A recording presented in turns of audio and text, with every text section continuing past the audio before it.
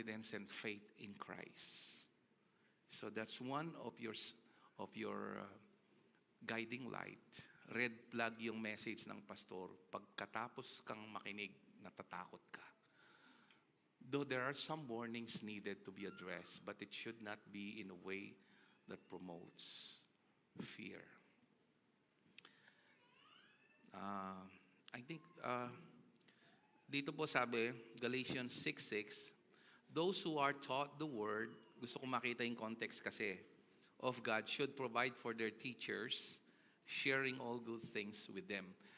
Kanina natawa yung mga miyembro kasi sabi ko, ang mga leaders at ang mga pastor naglilibian by faith. Pag lumapit po kayo sa amin, kahit yun na lang ang pera namin, bibigay namin. Pero ang mga teachers ng salita ng Diyos, hindi po yan inuutangan at inihingan. Dapat sila yung binibigyan. Can I hear a good amen? Kasi hindi po kami, we live by faith eh. May blessing po doon. I'll share it to you mamaya. Nabanggit ko lang po yun kasi napakahalaga na malaman natin that the church is not here to work like NGOs like Rotary Club, DSWD, and other NGO like Red Cross. There is something we can give that any organization or religion for that matter cannot give. And that is to give the fullness of Jesus, grace. Can I hear a good amen? Grace cannot be fabricated or duplicated. It can only come to the finished work of Christ. And the church should only be the one giving that. When I say church, these are the people who understood the gospel. Because there is only one gospel that saves. It is the death, burial, and resurrection according to Apostle Paul. Now you go verse 7. Ito yung ginamit niyang verse nung pastor na may malaking church, na may millions of followers. Ito po yon verse 7. Do not be misled. You cannot mock the justice of God.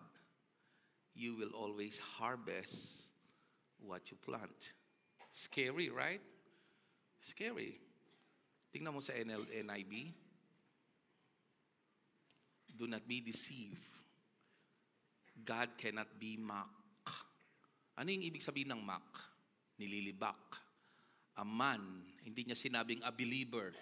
A man. Nakikita niyo? Hindi niya sinabing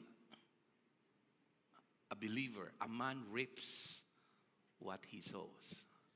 Very important detail. Can a believer mock God? Can a genuine believer, pwede bang libakin ng totoong mananampalataya si Jesus? Yes. Your answer is right. No. Verse 8. Gusto kong makita nyo yung context. The one who sows to please his sinful nature, go to NLT. The one who sows to his flesh will reap the flesh reap corruption. But he who sows to the Spirit will of the Spirit reap everlasting life. NLT to NLT tayo. Verse 7 tayo. 8. I'm sorry, 8. Yan. Those who live only to satisfy their own sinful nature will harvest decay and death from the sinful nature. But those who live to please the Spirit will harvest everlasting life from the Spirit. Seeing it from this vantage point, as if God is saying, yes, you will reap destruction, but let's get the context. Verse 9. So the word there saw is indicating a connection between the previous verses. So let's not get tired of doing what is good. At just the right time, we will reap a harvest of what? Blessing if we don't give up. So let's not tired of what is good and just at the right time. Okay, verse 10. Therefore, whenever we have the opportunity, we should do good to everyone, especially to those in the family of faith. So he's obviously telling us from verse 6 up to verse 8, 9, and 10, he's talking about doing good and giving. Giving to the leaders. Yun nga lang, bigyan mo ng isang basong tubig yung lingkod ng Panginoon. I'm not talking only about me as a preacher. We're talking about many preachers of the gospel and our leaders inside the church. You will not lose reward. How much more if you will pray for them, support them. Can I hear a good amen? Some people cannot see this kaya they're being misled by this idea of not supporting the pastors. But they fail to see it in God's point of view that there is a greater reward whenever you do it for a greater purpose, and that is following in our hearts what the Scripture says. Now, kung titingnan mo yung Galatians chapter 6, hindi tayo ang tinutukoy dito. Alam niyo kung bakit? Kasi bago yung chapter 6, ano yung bago yung chapter 6? Siyempre, chapter 5. You have to get the context. Nalungkot nga ako nang sabihin ng pastor yun, o sa mga mahal kong pastor na nakikinig ngayon. Matagal nyo na sigurong pinapangaral to. Gusto ko makita nyo yung konteksto para hindi po kayo parang ginagawa nyong pananakot ito, namamali kayo sa inyong mga pangangaral. Kung titingnan mo sa Galatians 5:24 and 25, it says there, those who belong to Christ Jesus. Kayo ba'y belong kay Christ Jesus? Malinaw na sinasabi, hindi po kailangan ng interpretasyon dito. This is a declaration. You don't need to have a high IQ to understand this. You just have to accept the way it is stated. Those who belong to Christ Jesus have what? Nailed the passions and desires of their sinful nature to His what? Cross, and crucified them there. Actually, ang Colossians po ay malinaw dyan sabi niya, umiwas kayo sa mga anyong makadiyos na mayroong mahigpit na pagpipigil sa sarili, katulad ng pag-aayuno, at sinasaktan ng kanilang mga sarili at mga matitinding sakripisyo. May anyo sila ng kabanalan, ngunit wala silang kapangyarihan, sabi ni Apostol San Pablo sa Colosades, na gawin kayong matuwid sa harapan ng Diyos. Napakalinaw. Kaya nga ako'y nagugulat pag narinig mo ang pinag-uusapan ay sinful nature, ang sasabihin nila mag-fasting ka, magsakripisyo ka, supilin mo, pigilin mo. Parang, kasi even self-control is fruit of the Holy Spirit. It cannot emanate from your own strength. Alam niyo po ba yon that one of the fruits of the Holy Spirit is self-control? So, pag hindi na ipapangaral ang krus, kahit anong pangangaral mong pagsisigaw, na supili ng gawa ng laman, hindi po ito magkakaroon ng bisa sa iyo. The only way to deal with this is to believe in your heart, because we've been asked to believe and to live by faith, not by what we see. Sabi po ng 2 Corinthians 5:7, we live by believing, not by seeing. Nasanay tayo kasi sa mga nakikita natin. Pero gusto ng Panginoon, higit sa nakikita natin, mabuhay tayo sa ating pananalig sa Kanya at sa Kanyang mga pangako. Mamaya pa sasabihin ko bakit. May mga nakasulat na talata na dahilan bakit. Verse 25, since we are living by the Spirit, let us follow the Spirit's leading in every part of our life. So, this is so clear that he's talking about not about sowing and reaping.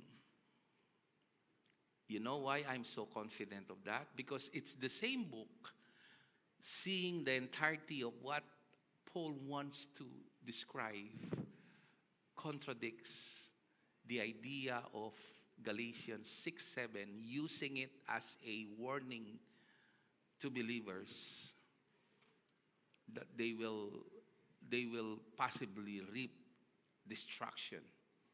Okay, you need to understand that. Okay, because in Galatians chapter 3, verse 10 up to 14, contradicts that. It says here, but those who depend on the law, make them right with God, are under, ano sila? They are what? Ang under the law kasi hindi naman ibig sabihin yung 10 kautusan lang. Yung nananangan ka sa sarili mong lakas. Kasi the law requires. Kaya kapag pagising mo, sabi ko nga, hindi mo namamalayan, under the law ka pala. Pag may mga hinaharap kang mga sitwasyon, parang demand kagad ang nasa isip mo instead of trusting God for His provision. So are you supply-oriented or are you demand-oriented? There's a great chasm to that truth because the law demands, but grace supplies. I'll say that again. The law demands, but grace supplies. That's why if you are facing anything, and what you think is, what shall I do? Instead of believing and trusting God, you need to do what you need to do, but it's not dependent or coherent to what you need to do. But if that is the way you think, then you're putting and subjecting yourself under the law. Again, let me reiterate, because the law demands, but grace supplies. And for the scriptures say, cursed is everyone who does not observe and obey all the commands that are written in God's book of the law. Verse 11. So it is clear that no one can be made right with God by trying to keep the law.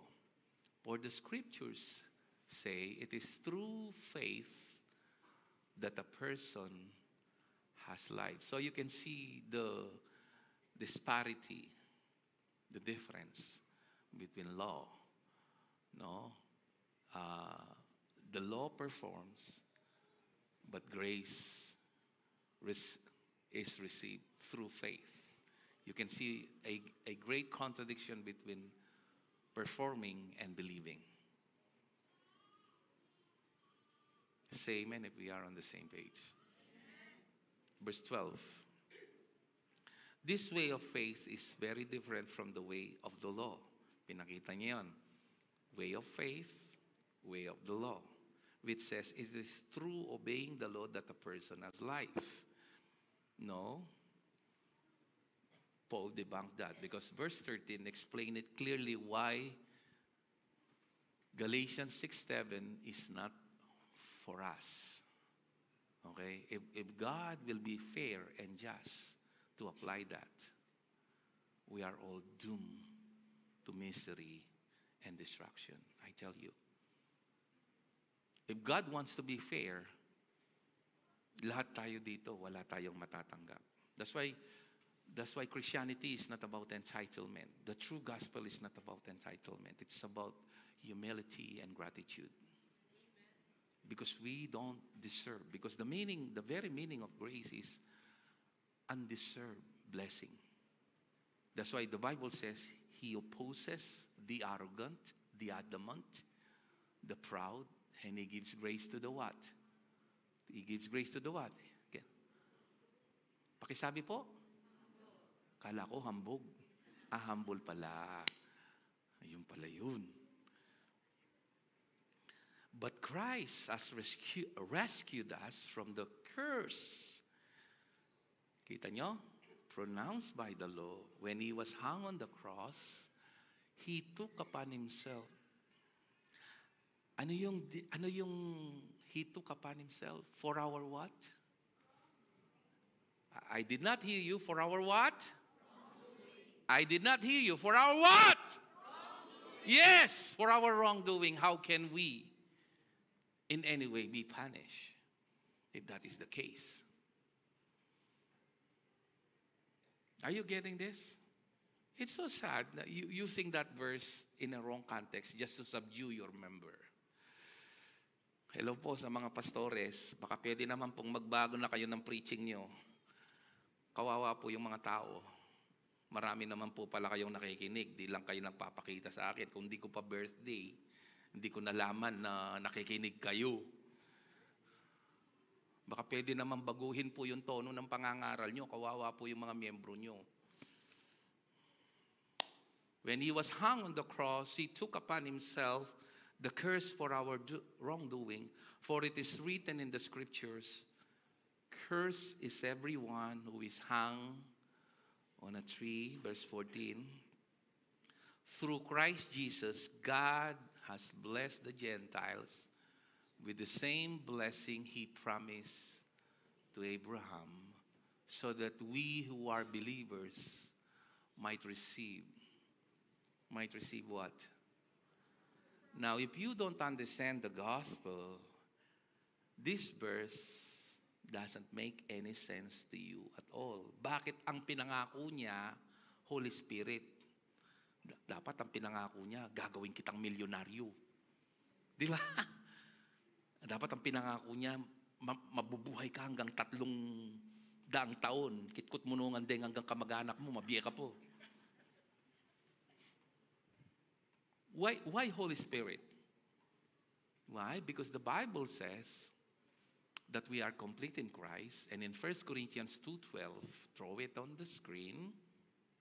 Sinong nag-enjoy sa lesson ngayon? By the way, yung mga pastor na nangangalandakan na galing ng seminaryo at Bible school, can I say my opinion? Karamihan yun ang makukulit na hindi matanggap yung gospel. Tandaan nyo, bago ko basahin to, ang mga naunang mananampalataya sa atin, hindi nag-exist ang Bible school at seminaryo.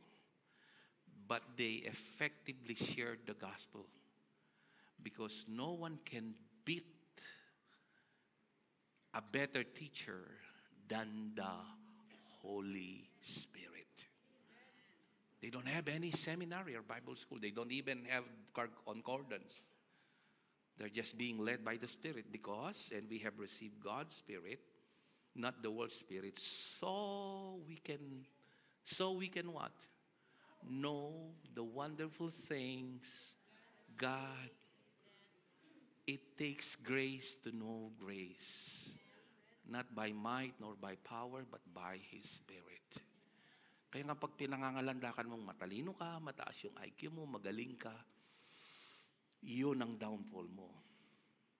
Because Proverbs 3:5 declares, lean not on your own understanding, but trust in the Lord with all your heart.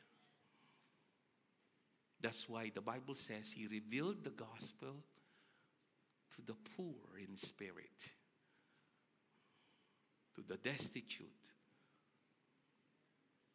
so that His glory will be revealed.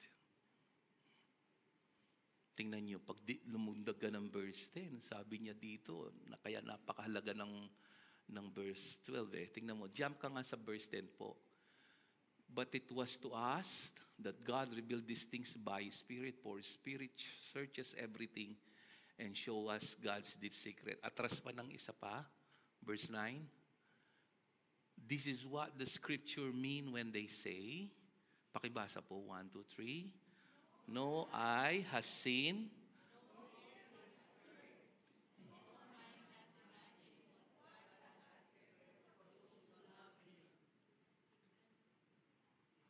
kayo ba'y naniniwala na mahal kayo ng Diyos? It is not our love that we brag. Sabi ng Bible, not that we love God. He's despising human love. But He loved us first. Oh, no one can say this without the Holy Spirit. Hindi ibig sabihin, nakita natin to, we are greater than anyone. That's why sabi ko nga, Christianity is not entitlement, it's humility and gratitude. You can never be wrong with that. Because God graciously gives all His blessings whenever we learn to lean on Him. He gives grace to the humble. Amen? Sarap lang, na makita natin na yung Galatians 6:7, hindi sa atin because all the wrongdoings, He carried at the cross. But to the non-believers who despise or rejected Christ, they will be punished for their own wickedness.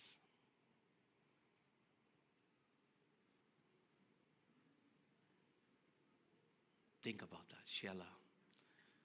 Kahit nga yung mga panalangin natin, di tayo dapat matakot na humingi sa Kanya. Kasi pinifilter ni Jesus as the great intercessor in line with Melchizedek. At ang ibibigay lang niya yung nakakabuti sa atin. Sa totoo lang, salamat sa Diyos, hindi dininig lahat ng Diyos ang aking mga panalangin. Kung dininig lahat ng Panginoon ang aking panalangin, wala ako dito sa inyo. Because when the Lord gives blessing, He makes sure He will not add trouble to it. That's why, wag kang mag-alangan na humingi sa Kanya. Wag kang mag-alala.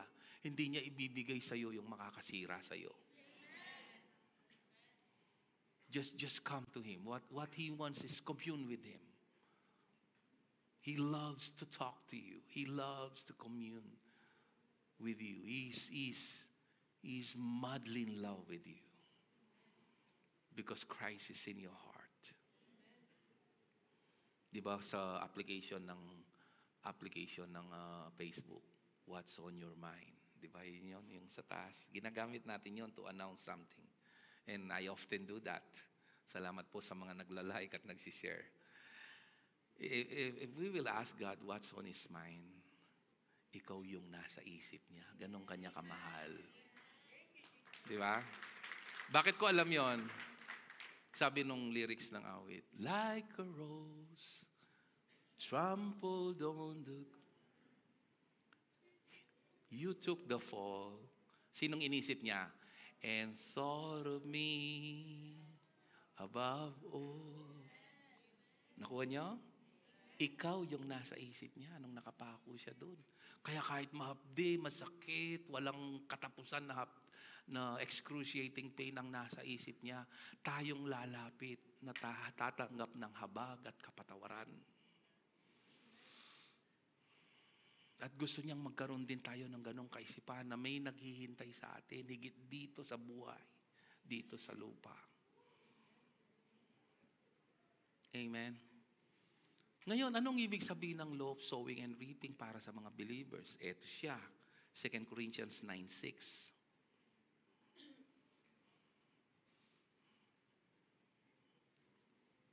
Sabi dito, remember this, a farmer who plants only a few seeds will get a what? Small crop. But the one who plants generously will get a what? Yes. Verse 7, you must each decide in your heart how much to give and don't give reluctantly. Remember, our topic is not about giving here.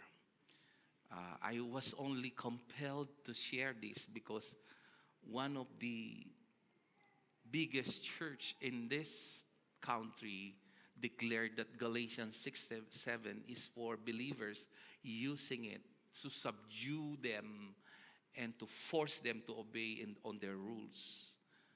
Tandaan nyo, Galatians mismo nagsabi ng Galatians 5:1, His very purpose is not to subdue you. It is for freedom that Christ has set you free. It is to give you freedom from rules and live a free life, knowing that you are not under the law but under grace. Don't worry about committing sin because you are new inside. Naramdaman mo na ba yung nagkaroon ng tinik? Kumain ka na ba ng tinik? Nakalunok pala ng tinik? O kaya may salubsob ka, a splinter? Anong maramdaman mo pag may splinter ka? Hindi ka mapakali hanggat hindi mo maalis. Nagkwento ako kaninang umaga. Mayroon po sa amin na naipangana.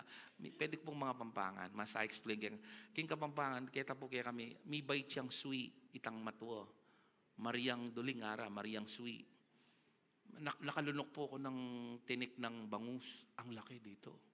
So, ilang maghapon na, namamaga na to, hindi pa naalis.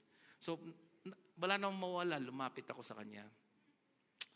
Alam niyo po ba, hindi pala siya nagtututbrush sa buong buhay niya. Tapos mamamaya po, balong mitang bala mo, malalaso, dagi simbaw na ning wawana. Tapos kumuha siya ng, ginad ka niya dito. Maduduwal ako pero pinigil ko. Lo and behold, nawala. Di ko alam kung yung laway o yung hagod. Pero nawala.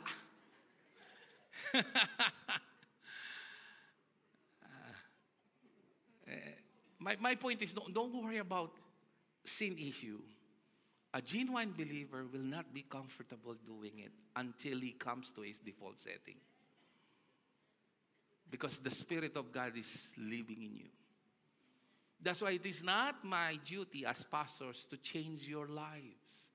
It is my duty to remind who you are, just like Paul, so that when something goes wrong, you will be reminded of who you are, and you will not be misled by this wrong thinking.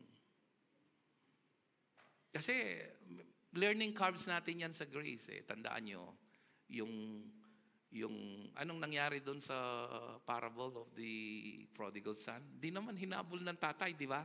Hinabol ba ni tatay, ni daddy? Hinayaan lang niya. Kumuha pa nga, nag-enjoy pa nga eh. Pero nung maubos, na-realize niya, ayun. Di ba? Sometimes God will allow us to experience things in our lives for us to discover that there is this world, no matter how excellent and good sa ating paningin, cannot offer lasting satisfaction in our hearts. Naalala nyo yung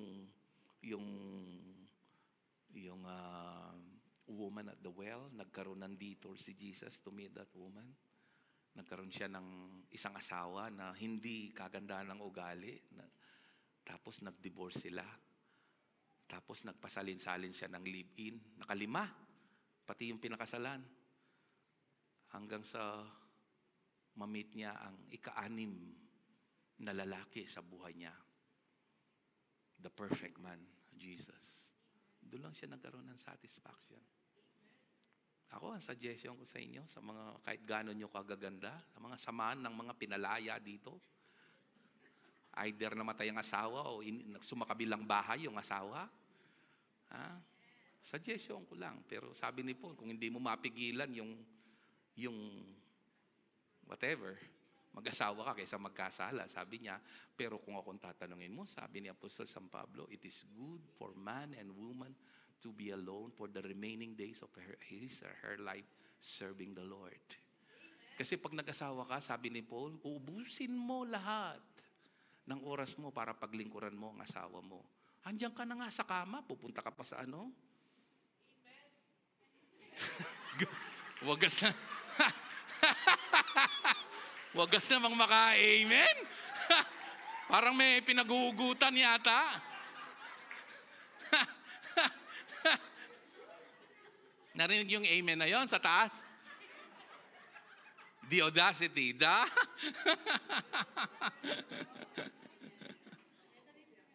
Tama naman si Paul, di ba? Tama naman. Thank you, Jesus. Romans. So he's talking definitely about, you know what? From this verse, he's talking about the law of sowing and reaping. He's giving you a chance, because you're already blessed in Christ, but he's giving you a chance to, it's up to you whether you decide to invest in God's kingdom or to anybody else, a believer, whatever, for the purpose of where God wants you to direct your resources, so that in return, he can bless you more. Amen. Financially. He's talking about finances. Giving, sowing, and reaping. It cannot be used as a verse to reap the consequence. I believe there are consequences here on earth.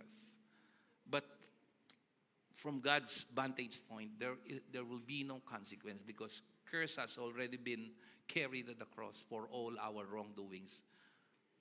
Nabasa lang natin a while ago. Say amen if you understand that.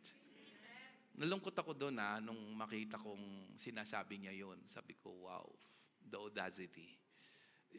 Kasi po pag hindi mo talaga naintindihan yung gospel, madaming mga, alam mo yon, yung style nila, yung kukuha ng isang verse, tapos blah, blah, blah.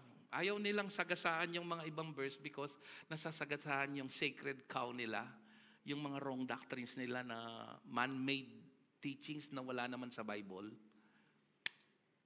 Are you listening? So, siyempre, dito sa lupa, pag may ginawa ka kunyari, isa kang public servant, tapos nagnakaw ka, nahuli ka, di ba? May corresponding. Pero sa Pilipinas, parang hindi naman yata totoo yun ano? Kita nyo yung DOJ, galit na galit sa mga kriminal, pero yung anak niyang smuggler, pinalaya bigla. Ganun naman talaga dito Salamat. Ang Panginoon kinahabagan tayo. Amen? Thank you, Lord. So, you now understand kung anong ibig sabihin. Romans 8, verse 1 to 9. Just to reinforce the idea. Para hindi kayo parang, alam mo yon, yung kahit anong teaching na lang, tapos sabihin pare-pareho, basta napipreach yung word. Hindi po. Pag hindi mo po naintindihan yung gospel, talagang mahirap po na maunawaan ng mga to. Tapos may tinalakay ako kanina, which I don't have the luxury of time to discuss it. Yung favorite nilang ginagamit na verse, losing your salvation. Tapos pinakita ko sa mga miyembro sa Kapampangan service that it was taken out of context. Dahil nung pinakita ko yung verse 8 and 9, they were mesmerized. Mali talaga yung kanilang pinanggagalingan.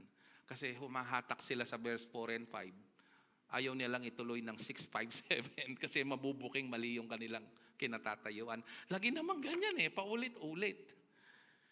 So let's go to verse 1. So now there is no condemnation for those who belong to Christ Jesus. Anong ibig sabihin ng condemnation? Sa Greek, ang ibig sabihin niyan, punishment coming from God.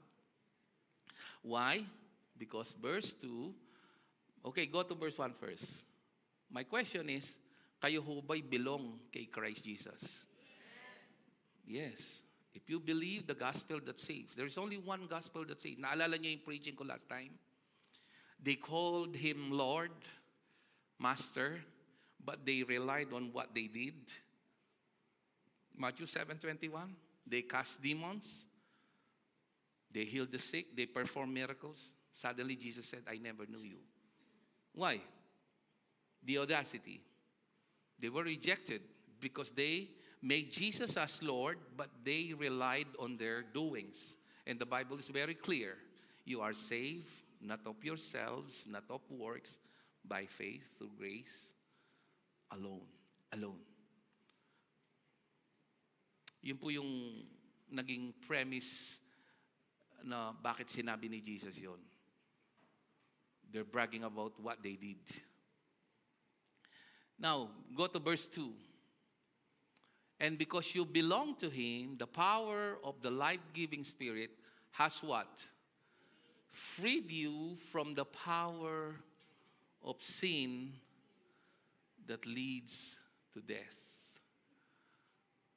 Hallelujah. Pinalaya tayo dyan. Kaya kung pansinin nyo,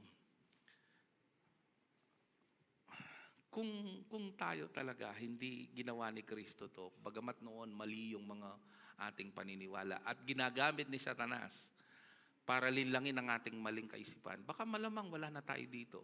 Kinahabagan tayo ng Diyos. Napakalinaw, The power of the life-giving Spirit has freed. Nangyari na. Hindi ka palalayain. Pinalaya ka. Say amen if you understand this.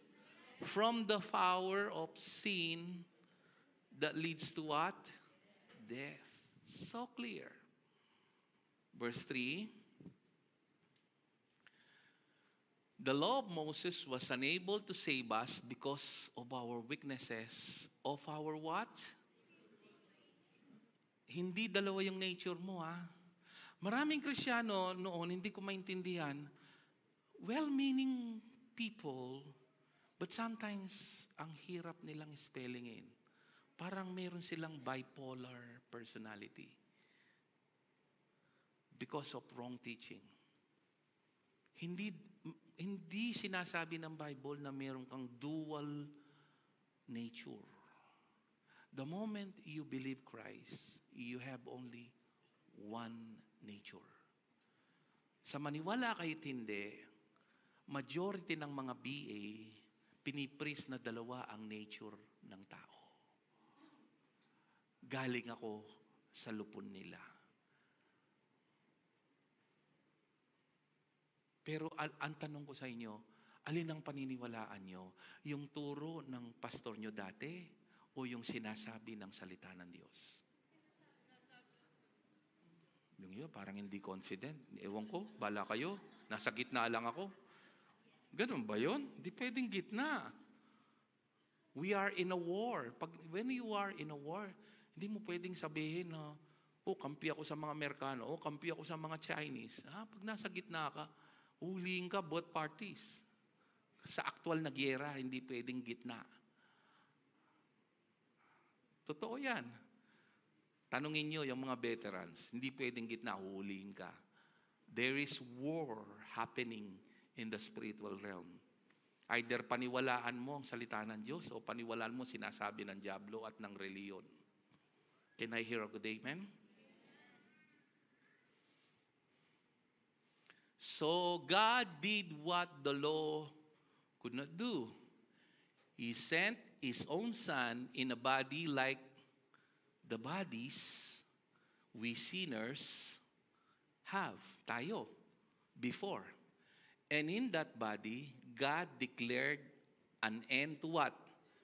Over us by giving His Son as a sacrifice for our sins. Verse 4, ito yung pinaka-crux. He did this so that the just, yung matuwid na requirement ng batas, would be fully satisfied. Para kanino? Yes, not for Himself, but for you. So the cross is not for Him, but for us, who no longer follow your sinful nature, but instead follow the Spirit. Okay, verse 5.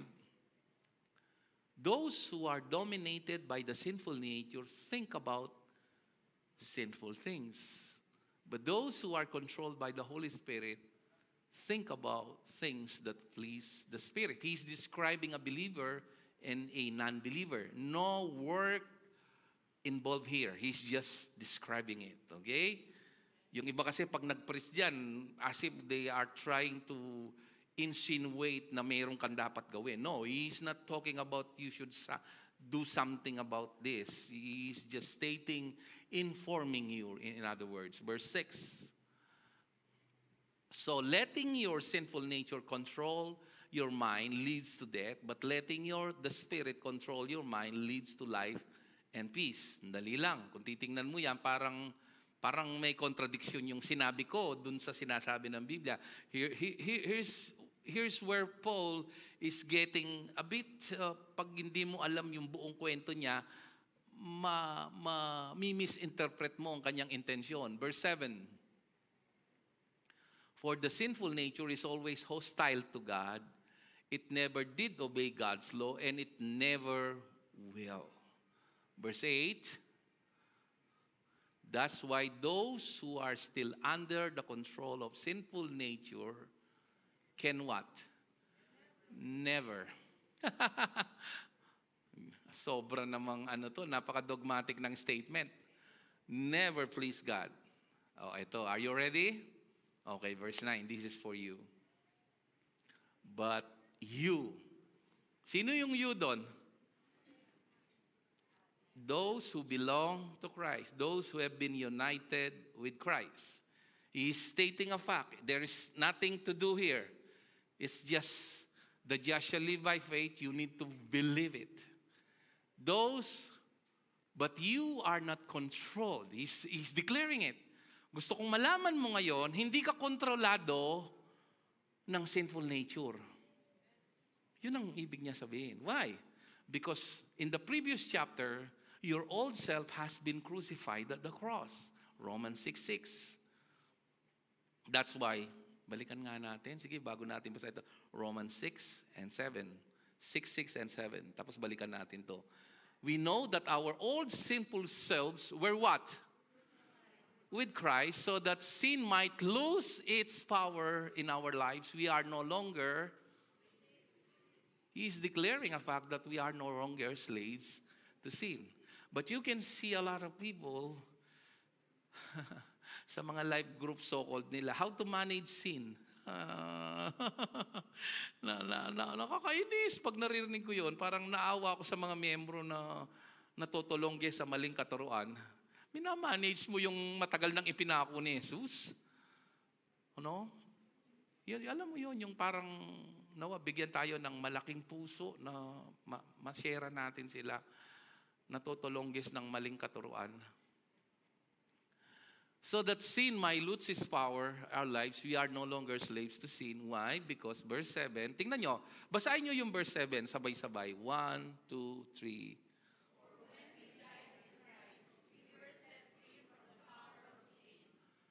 Naniniwala ba kayo dyan? Naniniwala kayo dyan? Yes. Kung hindi ka naniniwala dyan, hindi ka ligtas. Ibig sabihin to, magkasala man ako, makakatayo ako ng paulit-ulit kasi wala nang kapangyarihan sa akin ang kasalanan. Yun ang kaibahan ng naniniwala ng grasya at ng hindi. Parehong nadadapa pero nakakatayo ng paulit-ulit yung naniniwala sa ginawa ni Jesus.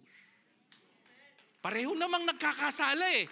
Under the law, under grace, madadapa. Ang pagkakaiba, yung naniniwala sa grasya, hindi siya malulupig ni Satanas at ng kasalanan dahil naniniwala siya higit na makapangyarihan ng ginawa ni Jesus kaysa anumang kamalian niya. Nakikita niyo yung intention ko, bakit pinipreach ko to? Hindi para kayo lumangoy sa kasalanan. Hindi ko nga inaalala yung lumangoy kayo sa kasalanan eh. Hindi kayo magiging komportable doon kasi nakatira na yung Holy Spirit sa inyo eh. Bakit ko alalahanin yun? Hindi ko nakakatungkulan yung baguhin kayo eh. Source of human frustration is to change human behavior. No one can change human behavior except God alone. Not even the pastor, not even the best preacher.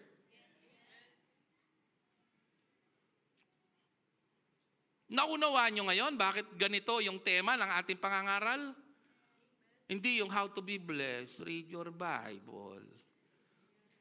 Puro sa gagawin mo, hindi sa ginawa ni Kristo eh. Binabasa ko pa yung Biblia ko, yes. Nagpa-fasting ba ako? Yes, once in a while. Gusto nga mawala yung pulpito ko eh. Nakakapulpito na ako. Sa tiyan.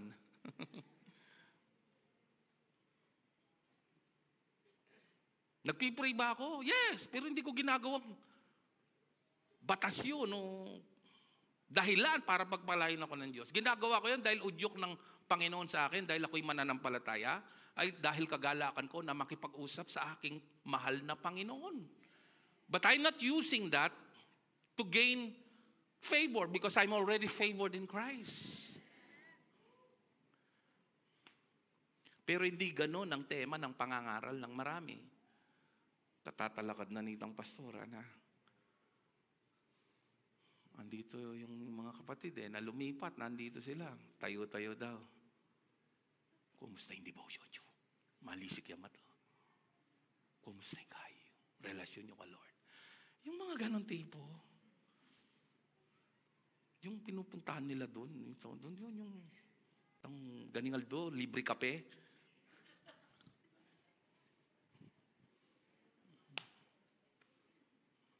Mga nirerespeto kong mga kabaro, magbago na po tayo ng pangangaral. Ang gospel po na naipangaral sa atin ay mali. Ang totoong gospel na nagliligtas ay nasa salita ng Diyos, wala sa turo ng tradisyon. Balikan natin, Romans 8. Hindi ba kayo tatayo? Ikaw, Brother Pogs, hindi ka ba, kung tinawag ka ng Lord na magtayo ng isang church sa Napocor, hindi mo pwede yun? Yung mga ganon. Tayo na po tayo. Huwag nyo nang hintayin sabihin kung humayo kayo. Daming mga natutulunggis ng maling katuruan. Ikaw, Brother Ralph, pag sinabi ng Lord na ikaw ang pastor ng Nestle, papayag ka ba? Tayo tayo. Diyos ko. Act by faith. Amen? Kayo po, Sister Laika, pag sinabi ng magkaroon tayo ng branch dito sa sa Bagak, kayo po yung pastora ng Bagak, Tayo po tayo. Kasi ang daming natutulunggis na maling katuruan. Saan po tayo? Romans 8:9. And remember that those who do not have the Spirit of Christ living in them do not belong to Him at all. Balikan natin, tingnan niyo po. 1 Corinthians 15:2. 15:2, sige po. Napakalinaw. NIV tayo. Tingnan niyo. According sa NIV, kay King James, parehas lang yan. By this gospel, you are saved.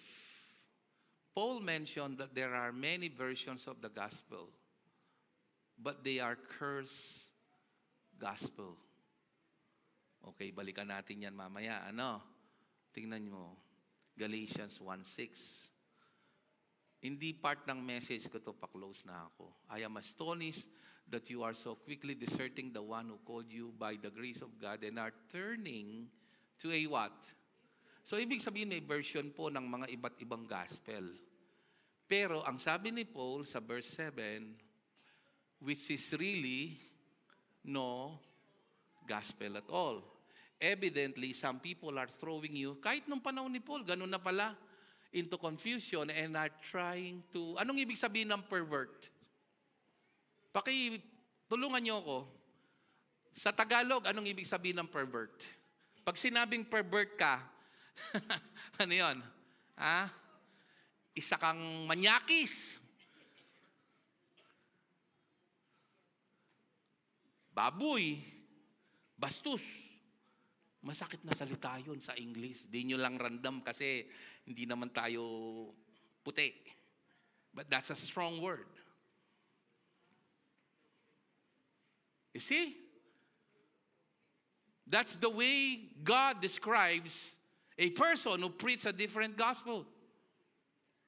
Kaya nga, sabi ni isang leader natin, kung ganun, pastor, baka yung mga ibang pastor hindi saved, sabi niya. Because they try to rely sa kanilang ginawa. If you can lose your salvation, di ba, that's my argument. Anong dahilan bakit na-lose mo yung salvation mo? Karamihang sasabihin nila, yung nagawa nila o hindi nila nagawa. If that is the way you think in the first place, baka hindi ka safe. Kasi ang kaligtasan, nangyayari lang kapag buong nailagak mo ang iyong pagkatao, katawan, espiritu at kaluluwa sa ginawa ni Kristo, hindi sa ginawa mo o hindi mo ginawa. Baka in the first place, hindi ka ligtas. Can I hear a good amen? Tama yung assessment ng isa sa mga leaders natin. Baka po hindi sila ligtas, pastor. It's not for me to judge. Meron naman talagang sinserong tinanggap si Jesus. Pero karamihan sa mga yan na tinawag niyong backslider, hindi talaga sila ligtas. Kasi walang nagbabackslide na Kristiyano. Ang totoong Kristiyano, pinangako ng Diyos, ang sinimulan niya, tatapusin niya. Tandaan niyo, ang Holy Spirit hindi nawawala sa puso mo pag tinanggap mo ang totoong gospel. Paano ka magbabackslide? Manghihina siguro ang iyong commitment at debosyon pero hindi tatalikod sa Diyos. So yung mga sinasabi niyong nag-backslide, baka hindi yun ligtas. Kasi yung gospel na narinig nila, ang tawag diyan, perverted gospel na dinidescribe ni Paul. So wag niyo sabihin sa akin, importante nag-a-attend sila, mali po. Kung nag-a-attend po sila at nakikinig sa isang pastor na hindi nauunawaan ang ebanghelyo, sila po ay nakaupo sa isang pangangaral ng natatanggap nila ay sumpa ayon kay Apostol San Pablo. Sasabihin ko po sa inyo, babasahin ko mamaya. Baka kala nyo, ginagawa kong ano ito. No, sabi niya, evidently some people are throwing into confusion and trying to pervert the gospel of Christ. So, ang tawag dito sa gospel na ito ay, kanino gospel? Christ. Good news of Christ. Hindi good news ng ginawa mo. It is the announcement of what Jesus did. It's not the announcement of what you did or what you will be doing. Verse 8. But even if we, an angel from heaven, should preach a gospel other than the one we preach to you, nag-pronounce po ng double curse si Paul. Nag-pronounce po ng double curse ang Panginoon represented by Paul. Let him be eternally condemned. Verse 9. As we have already said, if not, and so now I say again, if anybody is preaching to you a gospel other than what you accepted, let him be what? Double curse yun. Wag niyong masagot-sagot sa akin, importante, nag-a-attend sila. Kung alam niyo naman na mali ang tinuturo ng pastor. These are hard pills to swallow. Nonetheless, it should be preached. Hindi naman po sinasabi ko to dahil mas magaling tayo. No? Kinahabagan nga tayo ng Diyos eh. Kaya nga, ang tirada ko kanina, true Christianity is not about being arrogant. It's about humility and gratitude. Kasi kinahabagan tayo eh. Pero wag naman po tayong makasarili na komportable tayong nag-a-attend dyan. Tapos wala kang ginagawa. Alam mo, yung pastor niya, natulunggis din sa mali. Sabi ni Jesus, hindi pwedeng akayin yung bulag ng kapwa bulag. Tapos potangkay, gagaga ko, po, sana tsuka banuaya mo. Kaya ba nang migate, langgewan, magkwaho. Tsaka niya babaligtad ta sigarilyo. Wala palikat managkas. No, I'm not talking about attitude connected to salvation, but faith alone saves. Genuine faith alone saves. But you have to understand this. A genuine faith is not alone. Magbubunga yan. Naalala ko yung sa Wales revival, 18th century, nabasa ko. Natuwa ko nung mabasa ko yon. During that 18th century sa London, may mining business ang London. So yung mga trabador doon, no?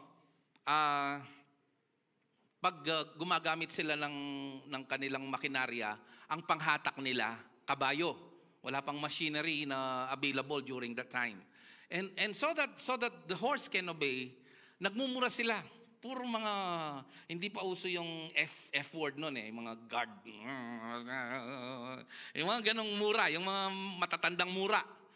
Sumisigaw sila, sabay palo. Minumura nila yung mga kabayo para sumunod. Dun, para akutin yung mga bato, makapagmay. And then suddenly a gospel preacher came with the power of the Holy Spirit. And all the workers received Christ. Nagkaroon sila ng crisis. Alam niyo kung ano? Hindi sila makapagtrabaho. Because ayaw nang sumunod ng mga horses. Because they felt the presence of God and Christ is so true. Ayaw na nilang magmura. Ang problema, kung hindi ka magmumura, hindi susunod yung kabayo. They have to train horses again na walang mura para makapagtrabaho sila sa mining company. This is true story, people. Pag tinanggap mo si Jesus, you will not be comfortable doing things like that. Say amen if you understand this. Nadadapa ka paminsan-minsan, but you are not comfortable indulging on that matter.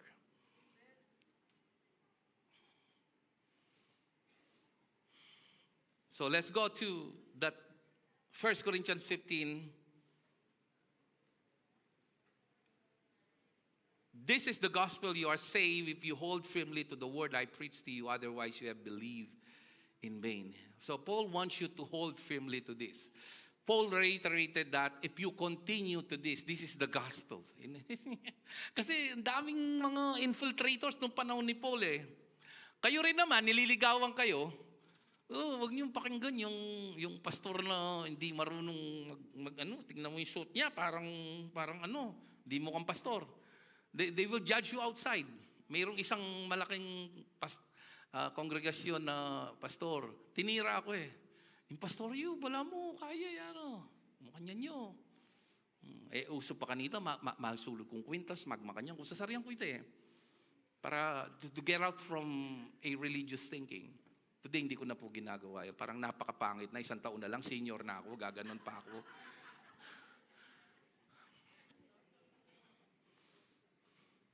Verse 3, now you know my age. At huwag, kapasmado as book, mo na sabyan.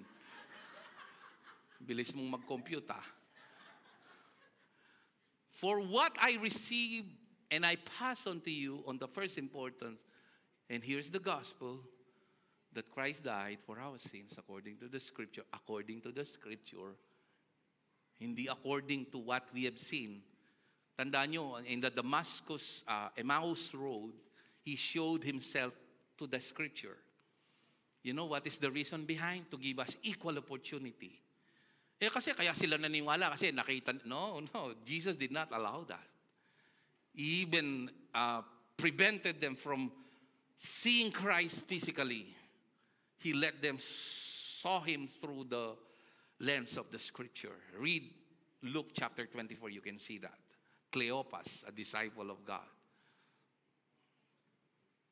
Verse 4, He was buried and was raised on the 3rd day according to the Scriptures. And then verse 11, jump to verse 11. So whether it was I or they, the 12 disciples, this is what we preach and this is what you believe. Ibig sabihin nun, pag hindi death, burial, and resurrection ang gospel, receive Jesus as Lord is not the gospel. Jesus is Lord whether you receive or believe Him or not. It is to believe His complete work. Your past, present, and future sins are forgiven. If you understand this, say amen. He forgave all our sins. Come on, lift up your hands and worship Him. Thank you, Lord. Thank you, Jesus. Sarap po, Panginoon. Sarap po na malaman ang mga katotohanan ito. But yet, Lord, you're calling us not to be selfish, but to declare this to as many people as we can.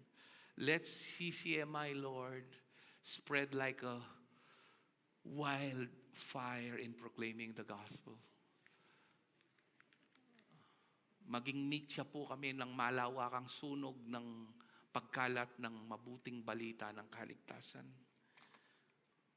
By your grace, we are willing, Lord. Use us for your glory, Lord. And sorry, Lord, sometimes we're so selfish not declaring this to the people around us. But today, give us the opportunity to declare this wonderful truth. That mankind doesn't need to wallow in the dark. Mankind doesn't need to go to hell. They're already going to hell, but there is a cure. And that cure is not a system, it's not a paradigm, it's not a formula, it's not even joining any organization.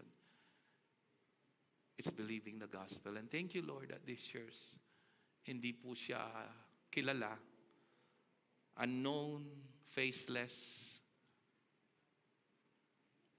nameless people like us, pinagtipon sa lugar na ito para maghayag ng totoong ebanghelyo. Nawa maihayag namin ito ng buong kababaan at pagmamahal sa mga naliligaw ng landas. Ito po ang aming samot dalangin sa pangalan po ng aming Panginoong Hesus. And everybody will say, Amen.